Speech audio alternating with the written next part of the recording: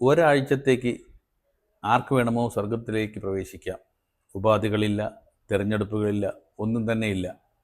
സൗജന്യ പ്രവേശനം. ദൈവം അറിയിപ്പ് നൽകി. അറിയിപ്പ് വന്ന ഉടനെ തന്നെ സ്വർഗത്തെ പ്രവേശിക്കാൻ മനുഷ്യൻ്റെ നീണ്ട നിര തന്നെ ഉണ്ടായി. അപ്പോഴും വിറക് വെട്ടി വിറകും ചുമന്ന് നടക്കുന്ന ഒരു മനുഷ്യനെ കണ്ട് ദൈവം ചോദിച്ചു, സ്വർഗപ്രവേശനത്തെക്കുറിച്ചുള്ള അറിയിപ്പൊന്നും താങ്കൾ കേട്ടില്ലേ? അയാൾ പറഞ്ഞു, ഞാനൊന്നും കേട്ടില്ല. അല്ലെങ്കിൽ തന്നെ എൻ്റെ മാതാപിതാക്കളും ഭാര്യയും മക്കളും അടങ്ങുന്ന എൻ്റെ കുടുംബം തന്നെ എനിക്ക് സ്വർഗമാണ്. പിന്നെന്തിനാണ് ഞാൻ മറ്റൊരു സ്വർഗം തേടുന്നത്? അതെ, മരണശേഷം ദാനമായി കിട്ടുന്ന സ്വർഗം.